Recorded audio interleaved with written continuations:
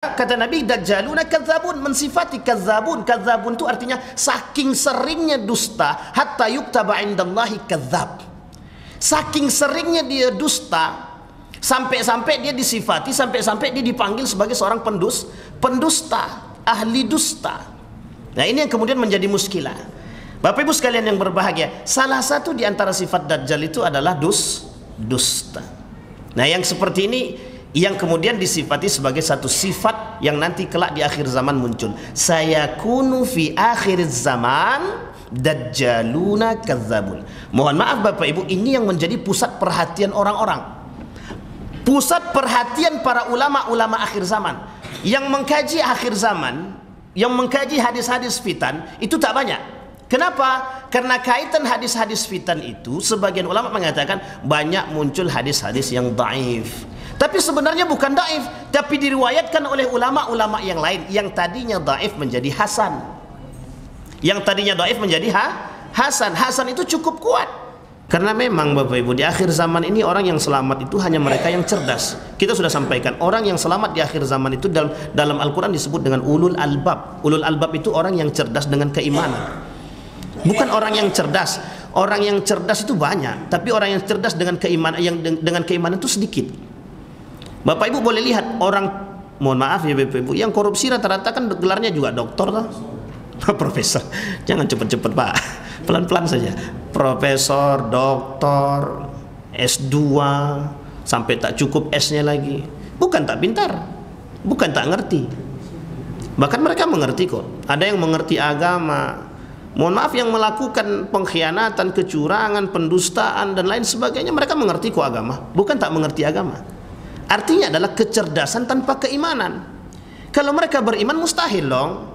Mustahil bagi seorang yang beriman tangannya mencuri. Mustahil bagi seorang beriman kakinya melangkah ke tempat maksiat. Mustahil bagi orang yang beriman melecehkan harga diri dan martabat manusia di hadapan manusia yang lain. Itu sangat mustahil Pak.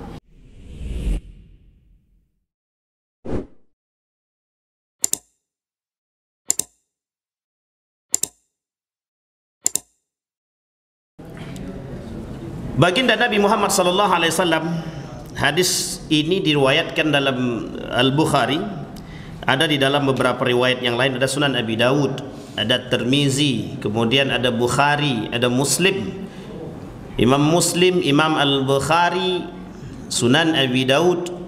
Bahkan dalam kitab Sunan Abi Dawud itu punya satu pembahasan khusus, nama hadisnya, nama pembahasannya Al-Fitanu atau Fitanun. Fitanun itu artinya fitnah-fitnah yang terjadi di akhir zaman, sebagai tanda atau bukti bahwa Allah tak pernah main-main dengan keadaan zaman itu.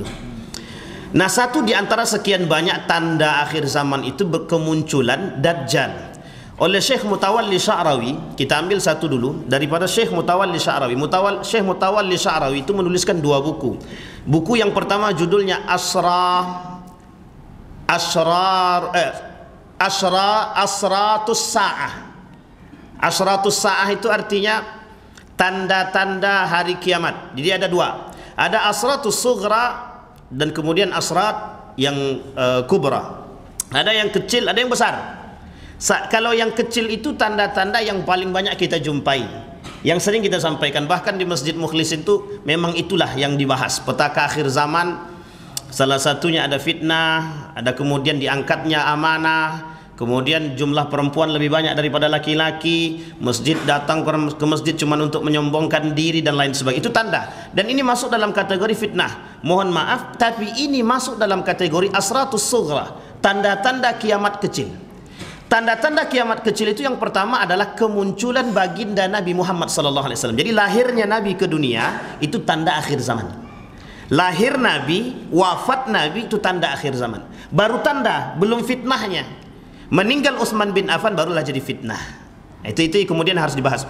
Nah, tetapi para ulama sepakat ada sekitar 9, bahkan ada yang mengatakan 10, ada yang mengatakan 7 tanda akhir zaman yang kubra. Nah, salah satu di antara tanda akhir zaman kubra itu adalah munculnya Dajjal.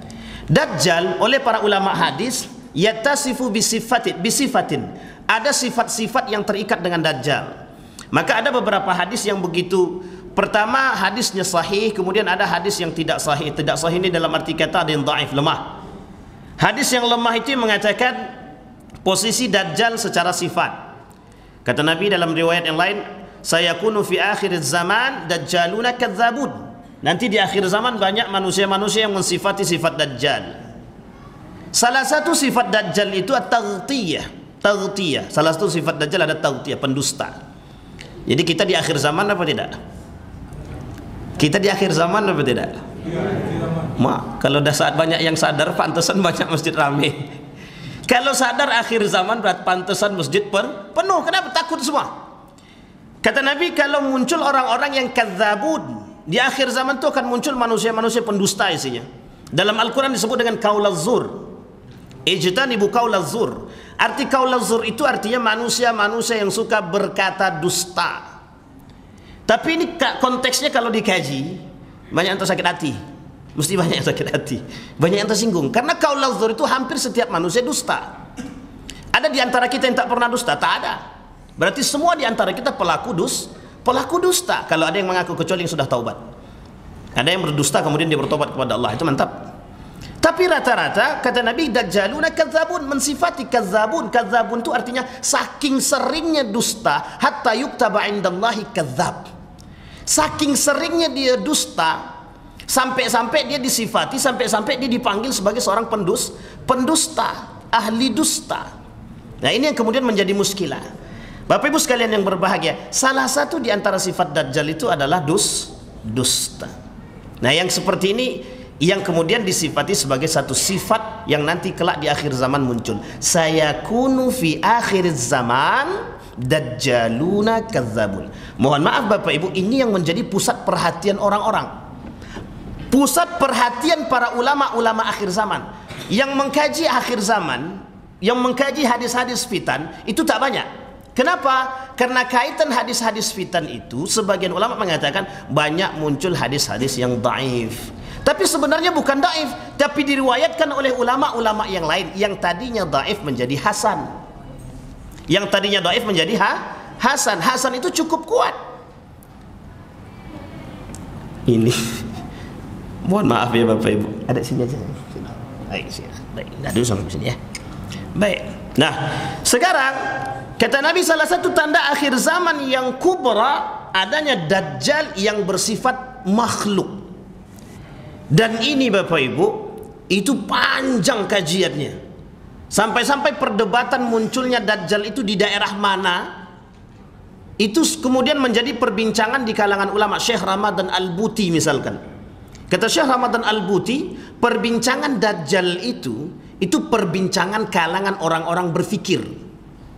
Bayangkan saking banyaknya orang-orang berfikir tentang Dajjal, tidak semudah membalikkan telapak tangan ketika berbicara tentang Dajjal.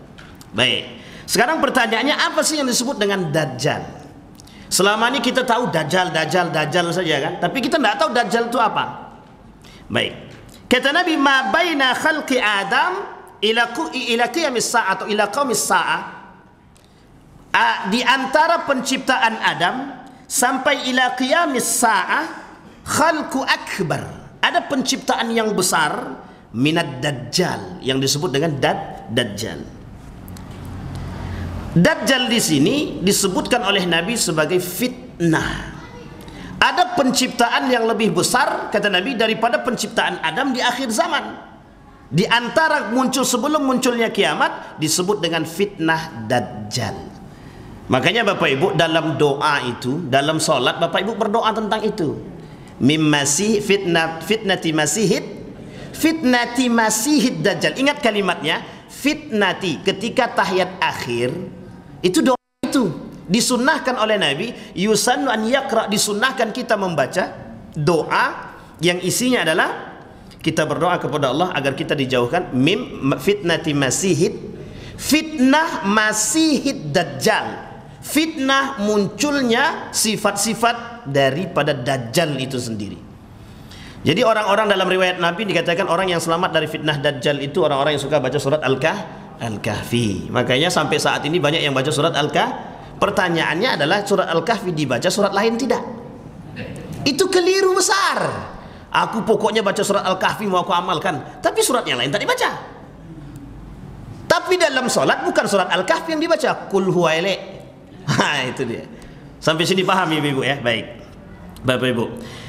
Kemudian berkata, Ibnu Umar radhiyallahu anhu berkata, Rasulullah sallallahu alaihi wasallam berdiri di hadapan manusia lalu ia memuji Allah karena memang dialah satu-satu yang berhak untuk dipuji. Apa kata kemudian? Beliau bersabda, Inni la anzirakumuhu. Aku betul-betul sungguh akan menceritakan kepada kalian tentang Dajjal, kata Nabi. Jadi sahabat itu, singkat cerita begini, ketika sahabat itu sedang diajak duduk sama Nabi di jadi masjid, sudah bisa dibayangkan Bapak Ibu, duduk Nabi itu diangkatnya kaki sebelah. Ini kalau duduk di atas lantai bisa kita praktekkan. Jadi lutut Nabi, kaki Nabi duduk begini. Nah, ini begini. Ini disandarkan ke sini. Jadi Nabi itu duduk begitu. Selalu setiap Nabi bercerita dengan para sahabat duduknya kayak di warung kopi. Kaki diangkat. Seperti dia menceritakan. Ketika Nabi bercerita tentang Dajjal, Nabi tidak lagi kakinya seperti itu. Kemudian diluruskan oleh Nabi kakinya, kemudian dilipat. Nabi ingin menunjukkan keseriusan Nabi bercerita tentang Dajjal. Yang tadinya wajah para sahabat itu ada yang tersenyum, ada yang bahagia, berubah menjadi ketakutan. Berubah menjadi orang yang ketakutan. Seakan-akan mereka takut cerita Dajjal ini betul-betul menakutkan. Yang membuat mereka takut satu. Apa yang membuat mereka takut? Kecerdasan daripada Dajjal itu. Dajjal tak sampai ke desa. Dajjal hanya muncul di kota-kota besar. Tapi suara Dajjal di kota besar mampu mempengaruhi umat-umat yang ada di desa-desa. Kalau bahasa kemarin muncul, ini bahasa kemarin kita singgung sedikit, 200.000 mampu mempengaruhi akhlak dan iman akidah. Ini Dajjal lebih parah daripada itu. Perkataan profesor tidak lebih berbahaya. Perkataan Dajjal jauh lebih berbahaya. Itu Dajjal. Sehingga ketika ketakutan, apa kata Nabi? Dajjal itu lebih cerdas dan pintar. Sehingga yang mampu menaklukkan Dajjal kelak adalah siapa Bapak Ibu? Nabi Isa alaihissalam. Nah, ini kelak di akhir. Dia ada beberapa bagian daripada Dajjal itu kelak yang itu. Yang ini yang menjadi masalah. Pertanyaan kita adalah, kita berdoa kepada Allah semoga Bapak Ibu tak berjumpa. Semoga kita tidak ketemu dengan Dajjal itu. Karena orang yang ketemu dengan Dajjal itu mesti seburuk-buruknya kaum. Siapa seburuk-buruknya kaum itu? Yang bertemu dengan akhir zaman. Maka ketika di akhir zaman sudah kita sampaikan, akhir zaman itu penghuninya cuma dua. Kalau tidak kafir ya munafik. Cuma dua itu. Berarti kalau ada yang ketemu dari kalangan muslim, orang muslim tapi dia ketemu dengan akhir zaman, pasti munafik. Tapi rata-rata munafiknya mesti munafik kuffar. Sampai sini paham Bapak Ibu? Baik. Walaqad anzara Nuh qaumahu. Kata Nabi cerita kepada kaumnya, kepada umatnya. Nuh juga menceritakan tentang Dajjal. Jadi hampir setiap Nabi itu menceritakan tentang Dajjal. Nanti masalah sifatnya bermata satu nanti kita sampaikan pada sifat. Sekarang kita masuk dulu bukti adanya daripada Dajjal.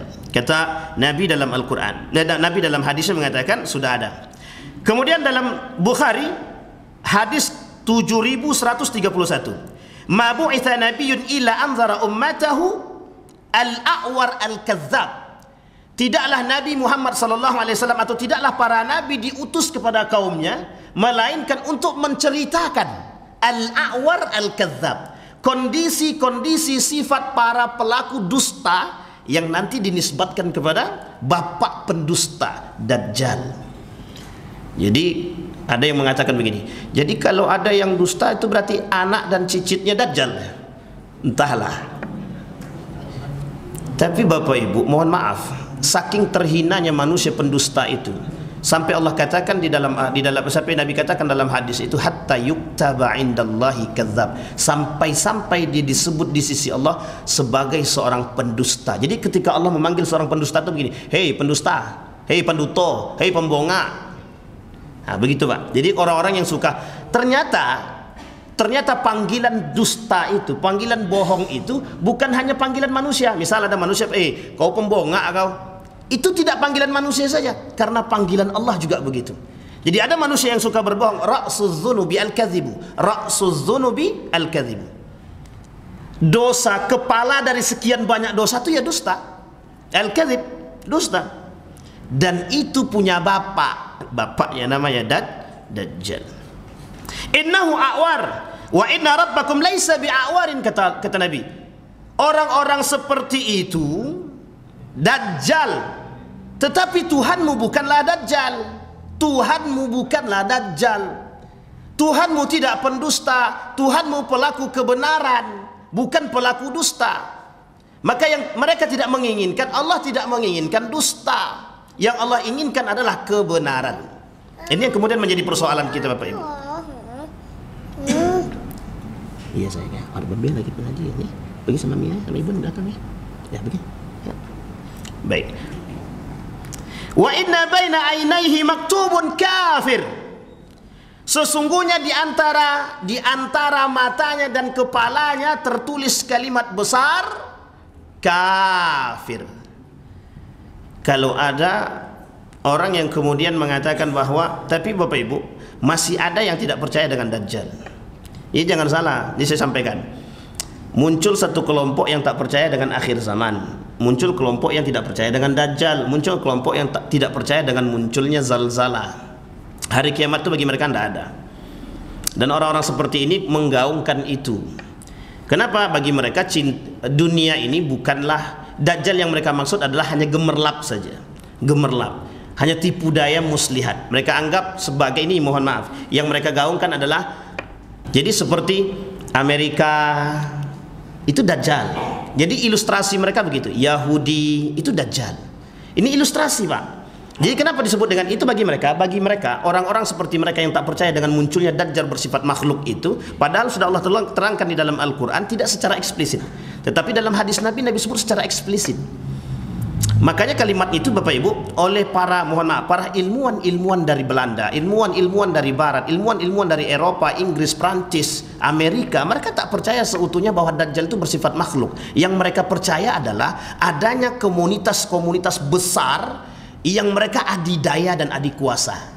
Itulah makanya kemudian disematkan kepada Amerika. Ada satu buku judulnya itu The Power Community. The Power Community of Dajjal. Komunitas kekuasaan besar yang disebut dengan Dajjal, atau penguasa yang besar yang disebut dengan Dajjal. Mereka sebut sebagai, dalam tulisan itu mereka sebut adalah salah satunya Amerika, masuk dalam bagian itu adalah Uni Soviet, dan itu semuanya didalangi oleh satu kelompok disebut dengan Yahudi. Tapi itu bagian dalam pemikiran mereka yang disebutkan sebagai Dajjal itu yang diilustrasikan, saking berkuasanya Dajjal gitu. Karena muncul kemudian Dajjal dengan mata satu, muncul gambar-gambar yang bermata satu. Jangan terlalu cepat percaya, Pak. Jangan terlalu cepat percaya dengan gambar-gambar ilustrasi bermata satu. Ada orang bermata satu, itu Dajjal tuh. Tapi kelak di dalam hadis Nabi dikatakan memang bertuliskan kafir, dan itu semua nampak. Orang yang beriman melihat, orang melihat kafir itu, kalimat kafir itu tertulis di jidatnya seorang Dajjal. Artinya Bapak Ibu, Dajjal itu bertuliskan di jidatnya kafir bagi mereka yang melihat. Bagi mereka yang melihat. Semua manusia bisa melihat? Tidak. Tidak semua manusia bisa melihat itu kafir tertulis di jidatnya. Tapi Nabi mengatakan, kata Nabi, Dajjal itu ditunjukkan oleh Nabi, Dajjal itu adalah bagian daripada kekufuran. Jadi misalkan Ibnu Hajar Al-Asqalani mengatakan begini, ketika Ibnu Hajar Al-Asqalani menjelaskan tentang masalah Dajjal, kata Ibnu Hajar Al-Asqalani, Dajjal itu makhluk yang paling ditakuti, yang di keningnya dituliskan kafir, dan siapapun yang mendengarkan pasti akan mengikuti. Pasti akan mengikuti. Bahasanya pasti. Karena apa? Dia bisa menyembuhkan orang yang sakit, bahkan bisa menghidupkan yang mati. Yang terakhir itu lemah, riwayat yang terakhir lemah.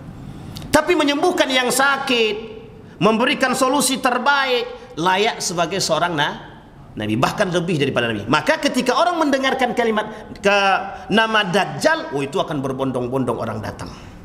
Dari desa datang semua. Hanya untuk apa? Bertemu dengan Dajjal. Dan itu Bapak Ibu, mohon maaf, kita sudah dapatkan itu. Tidak pun Dajjal muncul, sudah banyak yang datang.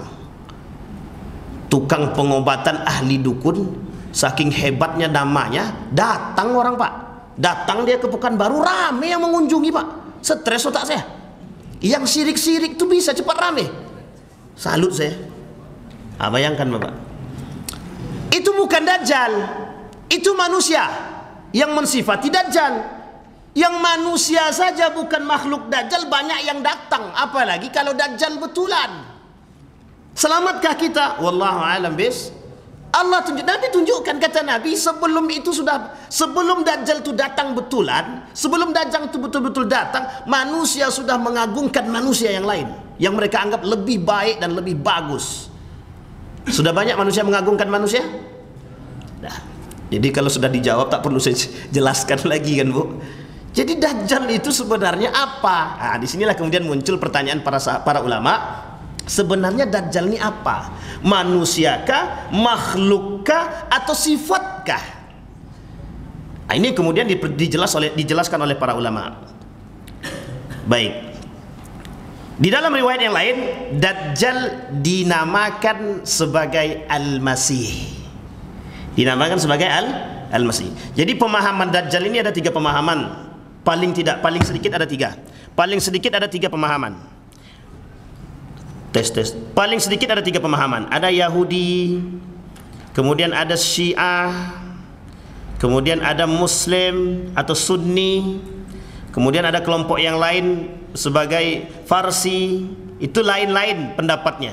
Kalau kita ahlu sunnah wal jamaah akan mencoba memahami Dajjal itu dalam kacamata ahlu sunnah wal jamaah. Perbedaan pendapat, perbedaan dalam pandangan para ulama yang berbeda aliran itu juga menjadi satu satu hal yang perlu kita waspadai. Kita ambil contoh misalkan Syiah. Syiah memandang Dajjal itu tidak setakut yang kita bayangkan. Teman-teman Yahudi memahami Dajjal itu mereka pandang sebagai satu kehancuran bagi mereka. Jadi kemunculan Dajjal itu bagi mereka adalah satu problema yang mereka takuti. Artinya bagi mereka kaum Yahudi, Dajjal itu adalah satu hal yang paling mereka tidak mau tunggu. Tapi pasti datang. Maka bagi mereka ada namanya Mahdi. Dan pandangan Mahdi mereka berbeda dengan pandangan Mahdi kita. Begitu juga Syiah, Ahlu Sunnah wal Jamaah, Yahudi itu berbeda pandangan tentang pemahaman Mahdi itu sendiri. Nah, kapan-kapan kita bahas itu Imam Mahdi. Baik, berita tentang kemunculan Dajjal adalah berita mutawatir.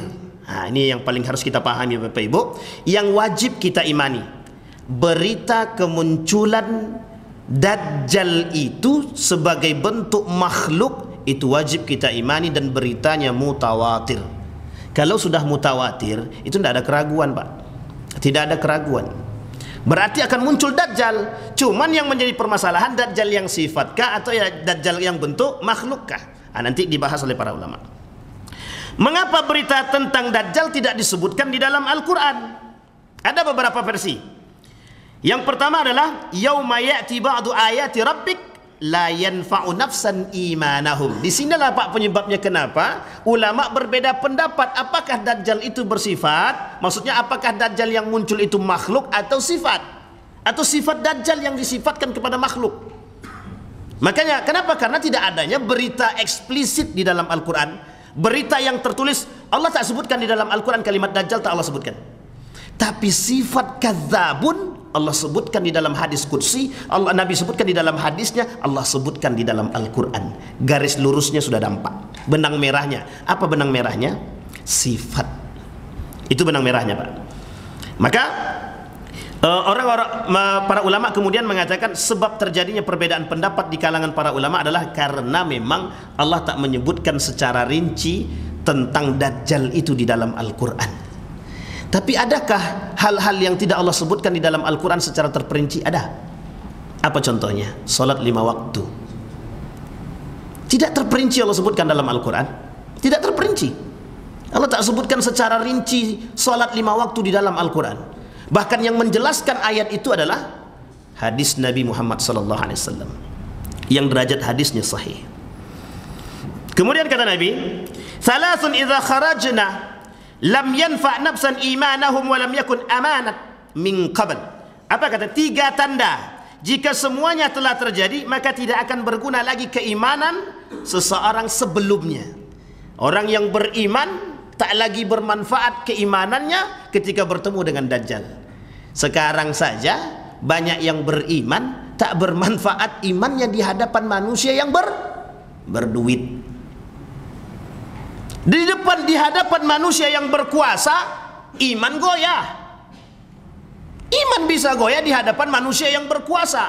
Iman bisa goyah, akidah bisa hilang di hadapan seorang manusia yang bermain dengan setan. Pertanyaannya sederhana, kemana imannya? Berarti selama ini imannya adalah mulut, bukan hati. Itu jelas, Pak. Nabi yang diwanti-wanti oleh Nabi ketika Nabi masih hidup kepada para sahabat, berimanlah, berimanlah. Ittaqillaha haitsu ma kunta, dimanapun engkau berada bertakwalah kepada Allah, takutlah kepada Allah. Kalau sekarang tak ada yang mengingatkan demikian.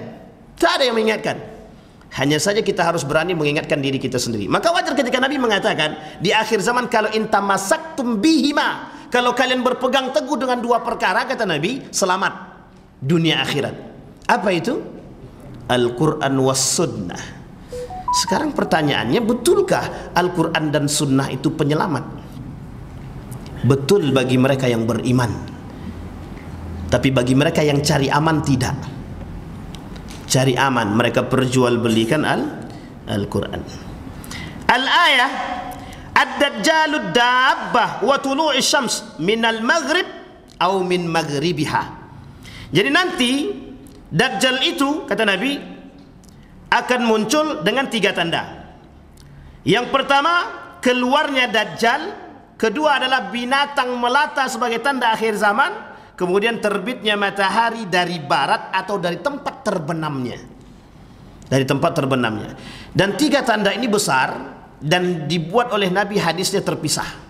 Nanti ada 10 tanda kiamat besar. Salah satunya adalah munculnya zalzalah di Makkah, Madinah.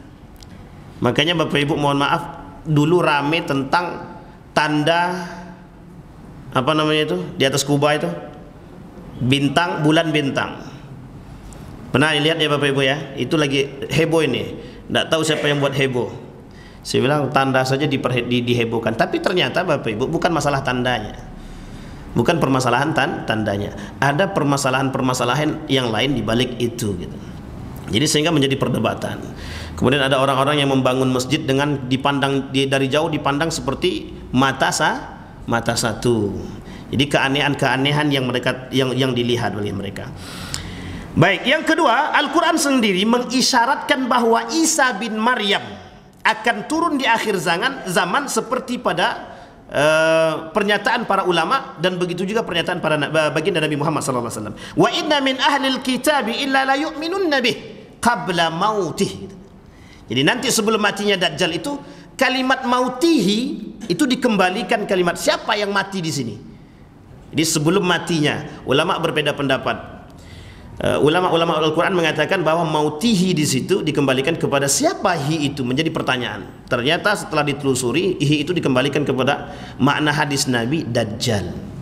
Jadi sebelum Dajjal itu mati, akan dimunculkan Nabi Isa untuk membunuh daripada Dajjal itu sendiri.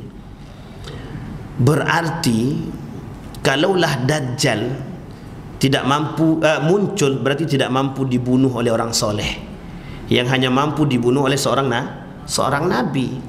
Kemudian Bapak Ibu, pemahaman Nabi Isa masih hidup sampai saat ini itu juga menjadi perdebatan para ulama. Jadi sebenarnya hadis-hadis yang berkenaan tentang akhir zaman ini memang banyak yang bersifat debatable. Debatable itu masih menjadi perdebatan di kalangan para ulama. Ada yang mengatakan permasalahan Dajjal, permasalahan binatang melata, kemudian ada permasalahan zalzalah, ada permasalahan mata satu, kemudian ada permasalahan tulisan kafir dan lain sebagainya. Dan ini menjadi persoalan di dalam Isra wal Mi'raj. Di dalam Isra wal Mi'raj itu Nabi mendapatkan, dalam perjalanan Isra wal Mi'raj, Nabi mendapatkan sekian banyak tanda-tanda datangnya akhir zaman dan mereka rata-rata penghuni neraka jahanam. Nabi dalam perjalanan Isra wal Mi'raj itu tidak memperlihatkan hanya sekedar salat saja. Ketika Nabi Isra itu yang diperlihatkan Nabi ada sekitar 13 poin. Salah satu di antara poinnya adalah itu tanda datangnya akhir zaman. Apa di antara sekian banyak tanda akhir zaman itu? Munculnya manusia-manusia pendusta yang kemudian dinisbatkan sebagai dajjal. Itu Nabi melihat. Kata Nabi di dalam neraka itu isinya bukan hanya perempuan, bukan hanya orang-orang yang tidak sholat saja. Ternyata di dalam neraka itu kata Nabi banyak isinya. Orang yang suka buang sampah sembarangan, perusak jalan umum, masuk dalam neraka, kata Nabi.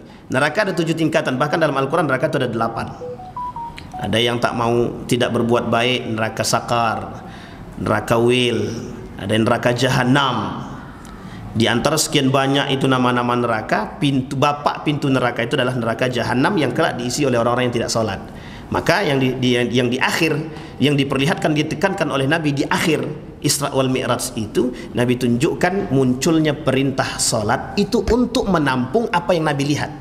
Jadi sekian banyak yang Nabi lihat di surga dan di neraka itu, Nabi akhiri dengan satu kalimat, munculnya perintah salat. Tapi di dalam itu sudah Nabi lihat orang-orang yang kemudian pengikut Dajjal, orang-orang yang mengikuti kebenaran, orang-orang yang mengikuti kefasikan, orang-orang yang mengikuti kemungkaran dan lain sebagainya. Bahkan mohon maaf Bapak Ibu, salah satu penghuni neraka yang paling ditakuti oleh Nabi ketika itu adalah ketika Nabi melihat para pemakan riba.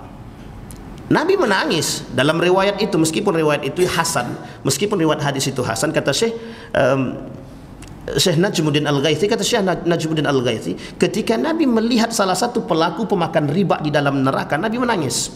Kenapa Nabi menangis? Ternyata saking pedihnya dan perihnya azab yang diberikan kepada pemakan riba. Diperang habis-habisan sama Allah, diperang habis-habisan. Baik, dalam ayat tersebut, dalam surat An-Nisa, Allah mengatakan mautihi, haknya itu, hak terakhir itu dikembalikan kepada Dajjal. Jadi kemunculan, jadi isyarat kemunculan Dajjal itu adalah tidak disebutkan dengan nama Dajjal, tapi Allah mengisyaratkan. Kemudian dijelaskan oleh hadis-hadis Nabi Muhammad SAW. Kemudian Allah kata dalam surat Az-Zukhruf itu, innahu la'ilmis sa'ah. Ayat tadi kemudian ditafsirkan oleh ayat lagi. Jadi namanya tafsirul ayah bil ayah. Jadi ayat Al-Quran ditafsir dengan ayat Al-Quran, atau khusus bil Quran. Jadi dikhususkan, ayat yang tadi sudah khusus, kan hinya belum tahu ke siapa. Kemudian dikhususkan lagi oleh ayat yang lain, mengatakan itu adalah salah satu tanda akhir zaman atau salah satu tanda kiamat. Disinilah kemudian Bapak Ibu menjadi satu tanda yang betul-betul diperhitungkan oleh para ulama. Mohon maaf Bapak Ibu, ketika berbicara tentang Dajjal, rata-rata ulama yang berbicara tentang akhir zaman, ketika berbicara tentang Dajjal, mesti mereka berbicara tentang ketakutan. Kenapa? Karena para ulama takut. Para sahabat saja yang duduk mendengarkan cerita Dajjal dari Nabi, mohon maaf, ini Bapak Ibu mendengarkan dari saya, tapi ketika mendengarkan dari Nabi, betapa rasa takutnya. Apa kata mereka? Kalau bisa Nabi kami mati dalam secepat mungkin. Sahabat minta cepat mati. Bahkan ada sahabat yang berdoa, ya Allah matikan aku, kata dia. Kenapa? Nabi tanya, kenapa kau minta demikian? Ketakutan untuk ketemu dengan Dajjal. Mereka takut akan ketemu dengan Dajjal. Bahkan mereka takut untuk bertemu dengan sifat Dajjal. Maka kalimat doanya adalah, ya Allah jauhkan kami dari sifat dusta. Jauhkan kami dari sifat dusta. Karena orang yang dimuliakan oleh Allah itu di dalam Al-Quran, dalam surat Al-Furqan itu, Allah kata ada nanti orang-orang di akhir, ada nanti orang-orang yang akan melakukan syahadatuz zur. Salah satu daripada perbuatan dusta disebut dengan syahadatuz zur, persaksian palsu, qaulaz zur, perkataan dusta. Dan itu menjadi hal-hal yang ditakuti. Baik. Kemudian 3, berita tentang Dajjal juga sudah disebutkan dalam ayat Al-Quran. La khalqus samawati wal ardi akbar min khalqid nasi lakinna aksaran nasi la ya'lamun. Sesungguhnya penciptaan langit dan bumi lebih besar daripada penciptaan manusia, akan tetapi kebanyakan manusia tidak mengetahui. Ini sifat. Kalau ini kita kaji, ini sifat. Apa Apa sifatnya? Banyaknya di akhir zaman manusia-manusia yang terpedaya dengan kemunculan Dajjal yang memiliki pengetahuan lebih cerdas daripada profesor. Jadi profesor akhir zaman tak bermakna, tak ada gunanya, Pak. Profesor di bidang konstruksi itu, tidak bermanfaat itu. Muncul Dajjal, hilang konstruksi itu, Pak. Dajjal bisa terbang, Dajjal bisa berbicara. Salah satu kata Nabi dalam yang Nabi lihat, salah satu yang dilihat oleh Nabi, salah satu yang dilihat oleh Nabi di ketika Nabi Isra itu di neraka itu, munculnya manusia-manusia ahli pidato tapi dusta, katanya. Dan itu bagian daripada sifat Dajjal, bagian daripada sifat Dajjal. Apa yang dilakukan oleh Dajjal? Nanti Dajjal cuman berceramah, Pak. Nanti Dajjal cuman berceramah. Dajjal nanti lebih cerdas daripada Kanjeng Dimas. Bapak Ibu tahu Kanjeng Dimas? Yang bisa menggandakan duit. Dajjal bisa. Nanti Dajjal lebih bagus, lebih baik daripada orang-orang yang bisa berjalan di atas langit, di atas air. Dajjal bisa lakukan. Itu yang kemudian tidak yang ditakuti oleh para. Maksudnya apa? Ketertipuan manusia ketika itu dengan kecerdasan yang dimiliki oleh Dajjal itu sungguh sangat-sangat mampu mengelabui manusia. Pertanyaannya adalah siapa di antara mereka yang selamat? Nah, itu kemudian pertanyaannya muncul, Pak. Siapa di antara mereka yang kemudian bisa selamat?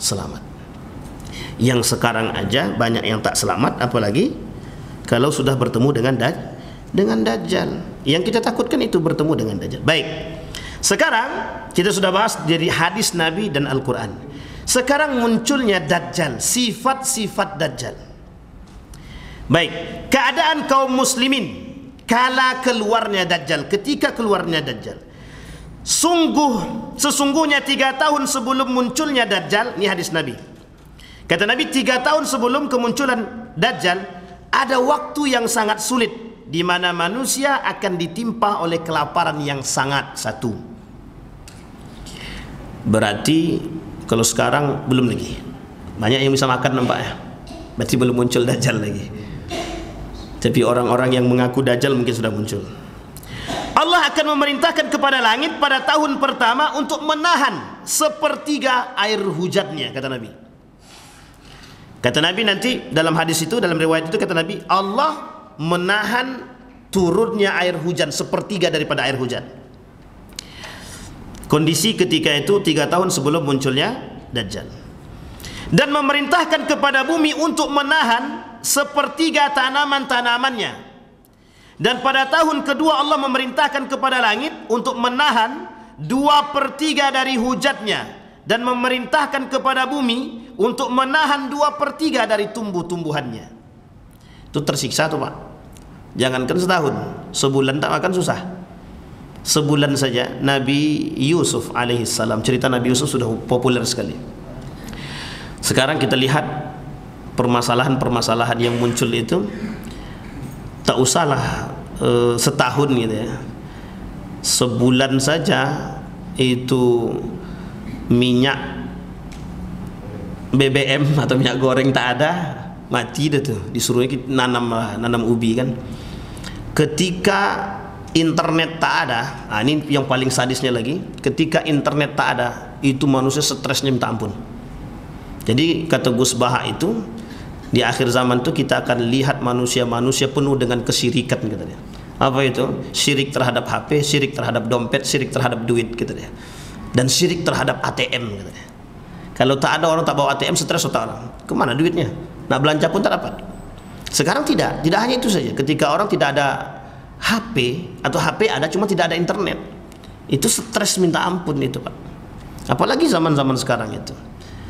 Nah, kondisi-kondisi ini diperlihatkan oleh Allah. Allah memperlihatkan kondisi. Apalagi ketika Dajjal datang. Ketika Dajjal datang, sebelum datangnya Dajjal, Allah tahan itu semua. Allah tahan bertahun-tahun. Lamanya 3 tahun Allah menahan hal demikian. Pertanyaannya adalah sekian banyak manusia yang akan saling berbunuhan antara satu dan yang lain. Kita ambil contoh yang sederhana. Ketika pembagian sembako tahun 2015, itu tahun 2015, ini bukan tahun 2024 ya, tahun 2015. Tahun 2015 ada satu orang yang sangat kaya di Jakarta itu, dia membagikan sembako itu dalam rangka zakat mal. Dia berikan di hadapan khalayak ramai. Banyak yang mati, Pak. Yang ngantri panjang karena rebutan tidak teratur, banyak yang diinjak mati demi beras, padahal mereka masih bisa hidup. Artinya sudah Allah tunjukkan sifat itu, karakter itu, keadaan itu sudah ditunjukkan. Banyak yang mati banyak, terlepas daripada permasalahan boleh atau tidak bolehnya. Kata Imam Al-Ghazali, itu penghinaan terhadap manusia. Penghinaan terhadap manusia. Makanya Bapak Ibu, begitu saja itu sudah dilihatkan oleh Allah, keadaan yang dengan pembagian itu saja sudah banyak yang mati.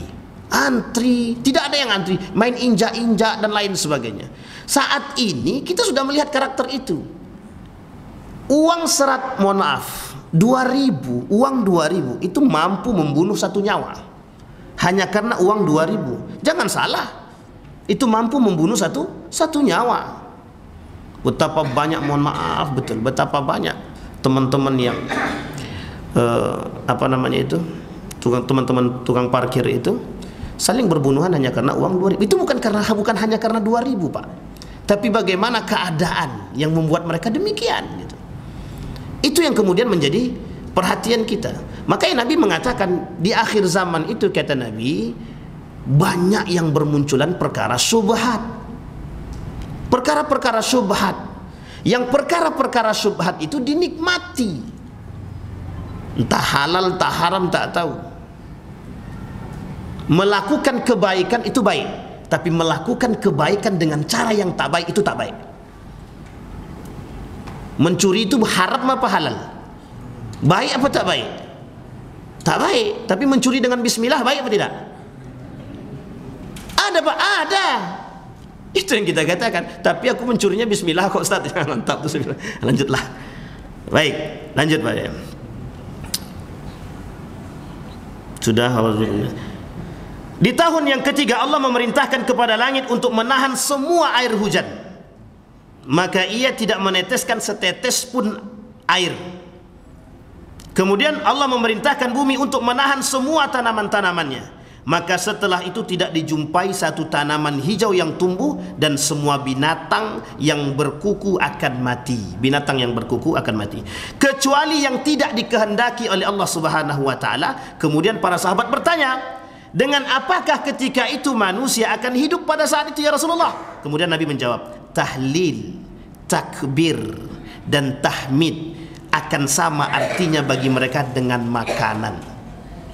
Artinya Bapak Ibu, yang selamat ketika itu yang selalu membasahi mulutnya dengan takbir, tahlil, tahmid.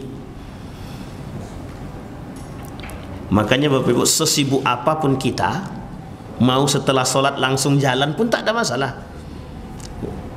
Qiyamau wa qu'udah wa ala junubihim wa yatafakkaruna fi khalqis samawati wal ard. Artinya Bapak Ibu berzikir saja. Mau habis sholat tuh Bapak Ibu mau langsung pergi tak ada masalah, tapi sambil jalan sambil zikir. Jadi jangan berhenti membasahi mulut untuk berzikir. Karena memang Bapak Ibu, di akhir zaman ini orang yang selamat itu hanya mereka yang cerdas. Kita sudah sampaikan, orang yang selamat di akhir zaman itu dalam Al-Quran disebut dengan ulul albab. Ulul albab itu orang yang cerdas dengan keimanan, bukan orang yang cerdas. Orang yang cerdas itu banyak, tapi orang yang cerdas dengan keimanan, dengan keimanan itu sedikit. Bapak Ibu boleh lihat orang, mohon maaf ya Bapak Ibu, yang korupsi rata-rata kan gelarnya juga doktor lah, profesor. Jangan cepat-cepat Pak, pelan-pelan saja. Profesor, doktor, S2, sampai tak cukup S-nya lagi. Bukan tak pintar, bukan tak ngerti. Bahkan mereka mengerti kok. Ada yang mengerti agama. Mohon maaf, yang melakukan pengkhianatan, kecurangan, pendustaan dan lain sebagainya, mereka mengerti kok agama, bukan tak mengerti agama. Artinya adalah kecerdasan tanpa keimanan. Kalau mereka beriman, mustahil dong. Mustahil bagi seorang yang beriman tangannya mencuri. Mustahil bagi seorang beriman kakinya melangkah ke tempat maksiat. Mustahil bagi orang yang beriman melecehkan harga diri dan martabat manusia di hadapan manusia yang lain. Itu sangat mustahil Pak. Makanya wajar kata Ustaz Adi Hidayat, sangat mustahil ada manusia beriman, rajin sholatnya, ibadahnya baik, tapi tak sama sekali tidak mempengaruhi akhlaknya. Banyak yang cerdas begitu, banyak yang pintar banyak, ternyata ilmunya tak mampu merubah akhlak dan karakter. Berarti apa? Ilmunya bukan ditujukan untuk Allah, tapi ditujukan untuk dunia. Kelak di akhirat ketika mereka bertemu dengan Dajjal, seperti itu dia, Pak. Mohon maaf Pak, ketika Kanjeng Dimas mengeluarkan tangannya dari baju menghasilkan uang, yang percaya juga profesor loh. Loh iya Pak, itu jelas. Percaya profesor loh. Sehingga ketika profesor itu berbicara dengan khalayak yang lain ikut terpercaya kok. Aku percaya dengan dia, kata dia. Sesuatu yang tak nampak. Begitu sekian banyak manusia mengatakan, orang-orang yang beriman mengatakan itu salah, tetap dia percaya. Artinya apa? Berimankah? Beriman. Tapi bagaimana kondisi keimanannya? Itu yang kemudian menjadi pertanyaan. Bapak Ibu, yang selamat dari Dajjal, mereka yang cerdas dengan iman. Kalau cerdas saja banyak yang tertipu. Kalau cerdas saja banyak yang tertipu. Sekarang saja banyak yang cerdas dan banyak yang tertipu. Di Nurul Yakin itu kita bahas ulama su. Ulama su itu aja bahkan disebutkan di dalam Al-Qur'an, disebutkan di dalam hadis-hadis Nabi tentang ulama su. Ulama yang busuk, ulama yang buruk itu disebutkan. Di zaman dulu sudah ada, tapi pengikutnya banyak. Jadi kalau sekarang ada ulama yang begitu banyak juga pengikutnya, itu jangan salah, jangan heran. Sudah dari zaman dulu begitu. Nabi mewanti-wanti, kata Nabi di akhir zaman, wailak, celaka. Umatku nanti kecelakaan, kata dia. Celakaan apa? Karena nanti ditunggangi oleh ulama-ulama yang busuk, ulama-ulama yang buruk. Orang berilmu kah? Berilmu. Alim kah? Alim. Tapi alim yang cinta dunia. Alim yang cinta dunia. Baik, sedikit lagi. Kata Abdullah bin Umar, bainama ana naimun atwafu bil Ka'bah, fa idza rajulun adamun sabtu sya'ri yantuf aw yahruk. Ketika aku tidur, aku bermimpi tawaf di Ka'bah. Tak tahunya ada seseorang yang rambutnya lurus, kepalanya meneteskan atau mengalirkan air. Maka saya bertanya, siapakah ini? Mereka menjawab, ini Isa bin Maryam. Ini Nabi mengatakan dalam hadisnya. Kemudian kata Nabi, kemudian aku menoleh, tak tahunya ada seseorang yang berbadan besar, warnanya kemerah-merahan, rambutnya keriting, matanya buta sebelah kanan, seolah-olah matanya anggur yang menjorok. Mereka menjelaskan, sedangkan ini adalah Dajjal, kata Nabi. Itu mimpi Nabi. Nabi bermimpi bertemu dengan dua. Satu pemuda yang dari rambutnya bisa meneteskan air, yang kemudian kelak disebut oleh Nabi sebagai, dalam mimpi tersebut adalah Nabi Isa alaihissalam. Tapi kemudian Nabi tidak juga, ketika Nabi bermimpi juga Nabi bermimpi bertemu dengan Dajjal yang mata satu. Jadi artinya adalah kemunculan Dajjal itu diprediksi oleh Nabi dari sekian banyak hadis gitu. Dan Nabi menyampaikan kondisi-kondisinya, badannya besar. Jadi Bapak Ibu bisa bayangkan badan besar itu seperti huluk itu kan badannya besar, cuman huluk warnanya hijau, ini warnanya merah, kemerah-merahan. Bapak Ibu bisa bayangkan seramnya seperti apa ketika matanya cuma satu. Mohon maaf, ketika kita ketemu dengan manusia hitam legam, seram, misal saja, itu kita dah takut. Apalagi kalau kita ketemu betulan. Tapi na'udzubillahi min dzalik. Apa kata Nabi? Hadza Dajjal, ini Dajjal. Aqrabun nasi bihi syabhan ilal qat. Apa kata Nabi? Sedangkan ini manusia yang paling mirip dengannya adalah Ibnu Qahtan, laki-laki, nanti kita bahas, dari Bani Khuza'ah. Jadi nanti ada manusia yang mirip. Artinya Nabi kemudian mengatakan begini, ada nanti manusia dari Bani Khuza'ah itu yang kulitnya persis seperti Dajjal, yang seramnya sama seperti Dajjal. Kalau kita bayangkan begini, ketika perang Yazid bin Muawiyah itu, ketika Yazid bin Muawiyah dalam perang Karbala itu ada namanya Muslim bin Uqbah. Nah seperti itulah bayangannya. Muslim bin Uqbah itu saking seramnya, satu Madinah itu dia sendirian yang membantai. Yang membantai Madinah itu cuma Muslim bin Uqbah, satu orang saja. Sama ketika diutus Muslim bin Uqbah ini ke Mekah. Ketika diutus ke Mekah, apa kata para sahabat yang di sana? Saking seramnya kami pun melihatnya tak sanggup. Itulah saking seramnya Muslim bin Uqbah. Nah Nabi mengatakan demikian, kata Nabi, saking seramnya manusia yang bernama Dajjal, makhluk yang bernama Dajjal itu, sampai-sampai manusia sebenarnya tak sanggup untuk melihat. Tapi karena kecerdasannya dan pandainya berbicara, manusia bisa terlena. Jadi kalau omongan manusia saat ini banyak yang manis bisa membuat kita terlena, apalagi Dajjal. Tak usah dibawa kemana-mana, artinya ini cuma Dajjal gitu. Tapi jangan pula, oh berarti ada yang berkata manis dajjal tuh, tidak boleh pula. Kita la tasubbul ladzina qalu amanna. Tapi Bapak Ibu sekalian yang berbahagia, kesimpulan akhir itu begini. Kita tidak boleh mengatakan orang-orang sekalipun dia dusta, tapi kita tak boleh katakan dajjal. Misal kita tahu dia pembohong, pendusta, tapi kita katakan, dajjal kau, tidak boleh. Cuman sifat dajjal itu Nabi sebutkan. Sayati fi akhir zaman, sayakunu fi akhir zaman dajjaluna kadzabun, kata Nabi, akan muncul di akhir zaman itu manusia-manusia yang mensifati sifat dajjal. Tapi itu maksud tanda. Nah, nanti di akhir zaman sebagai tanda hari kiamat yang besar, itu baru munculnya dajjal yang sesungguhnya. Insyaallah kita bahas di pertemuan selanjutnya tentang dajjal itu nanti munculnya di mana, kemudian seperti apa dan bagaimana selamat daripadanya dan lain sebagainya.